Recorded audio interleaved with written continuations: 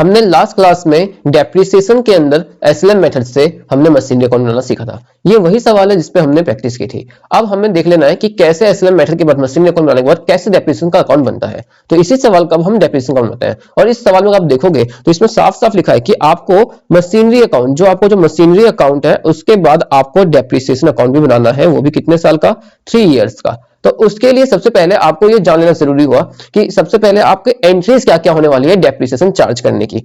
जब हम depreciation charge करते हैं तो जर्नल एंट्री हम लिखते थे अगर आपको याद हो तो डेप्रिसिएशन, जो हम डेप्रिसिएशन लगाते हैं, depreciation account debit to machinery account, depreciation account debit to machinery account, ये हमारा डेप्रिसिएशन लगाने का थी।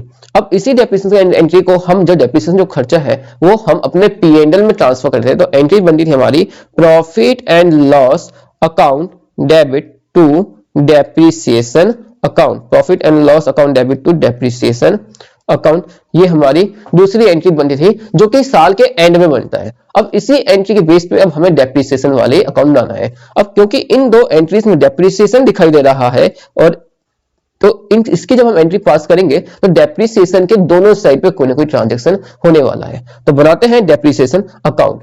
अगर आप देखो पहली बार जब डेप्रिसिएशन लगा है हमारा वो लगा है 2012 में, कितने से, 15,000 का, जो कि 6 महीने का था। तो हम 6 महीने का अब डेप्रिसिएशन लगाते हैं अपने डेप्रिसिएशन अकाउंट के अंदर। ये रहा डेप्रिसिएशन अकाउंट आपके स्क्रीन पे। अब एंट्री हमारी क्या बनी होगी, depreciation account debit to machinery account, यानी डेप्रिसिएशन डेबिट साइड में है तो हम डेप्रिसिएशन के डेबिट साइड में लिखेंगे टू मशीनरी अकाउंट। डेट क्या होगा, 2012 का 31 मार्च, क्योंकि लास्ट में बनने वाला है। कितने से, 15,000 से डेप्रिसिएशन लगा था तो लग गया। अब ये मशीनरी अकाउंट पे डेप्रिसिएशन लगा है, इस डेप्रिसिएशन के खर्चे को आप P&L में ट्रांसफर करोगे तो एंट्री लिखोगे 2012 में ही, उसी साल लिखोगे 31 मार्च में ही, by profit and loss account 15,000 से। आपका दोनों साइड मैच कर गया। याद रखिएगा ये डेप्रिसिएशन अकाउंट तभी बन रहा है जब आप डेप्रिसिएशन चार्ज कर रहे हैं, यानी कि एसेट के ऊपर डेप्रिसिएशन लगा रहे हैं। अब अगला कौन से डेट में बनने वाला है तो वो देख लेते हैं। तो नेक्स्ट लगा है आपका 2013 में। 2013 में क्या कब लगा है, बाय डेप्रिसिएशन अकाउंट 1 साल का, जो कि 30,000 है। अब बस इसी को लगाना है आपको। 2013 31 मार्च को टू मशीनरी, कितने से, 30,000 से, 30,000 से। अगेन वापस 2013 को 31 मार्च में ही आपका बाय P&L प्रॉफिट और लॉस में ट्रांसफर करोगे अपना 30,000 का डेप्रिसिएशन। तो वैसी सेम एंट्री बनने वाली है, दोनों साइड ये इक्वल कर जाएगा आपका 30,000 और इधर भी आपका इक्वल कर जाएगा 30,000। फिर अगले साल वापस डेप्रिसिएशन लगना है आपका, तो 2014 का था, कब, 31 मार्च में। अब क्योंकि एसएलएम है तो इस साल भी सेम रहेगा, तो टू मशीनरी सेम फिगर 30,000 से, और 2014 के ही लास्ट में आपका 31 मार्च को ही P&L में अपने ट्रांसफर किया, तो बाय प्रॉफिट एंड लॉस कितने का, 30,000 का। सेम फिगर से आने वाला है, अगेन वापस इक्वल हो जाएगा ये 30,000 का और यहाँ पे भी 30,000 का।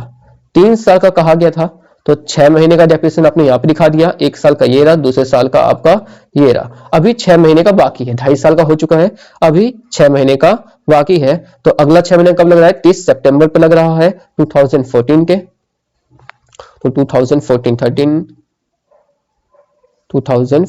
के ही 30 सितंबर को आपका डेप्रिसिएशन लग रहा है, तो लिखेंगे टू मशीनरी, क्योंकि उस समय वो मशीनरी बिक गई होगी इसलिए, या वहीं तक का पूछा है, 3 साल का ही पूछा है, 3 साल तो वहीं तक का बन रहा था, तो वो अब एसएलएम है तो आधा ही लगेगा 15,000, 30 का आधा 15,000, और यहाँ पे भी 2014 यहाँ पे लगेगा आपका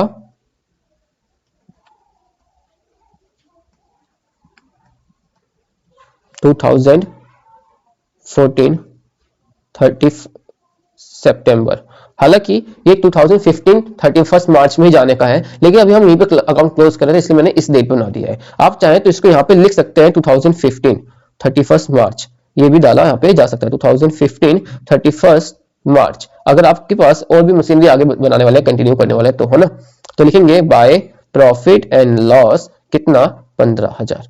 तो इस तरीके से आप अपना डेप्रिसिएशन अकाउंट मेंटेन कर सकते हैं। इसी तरीके से एंट्रीज आपकी होने वाली है।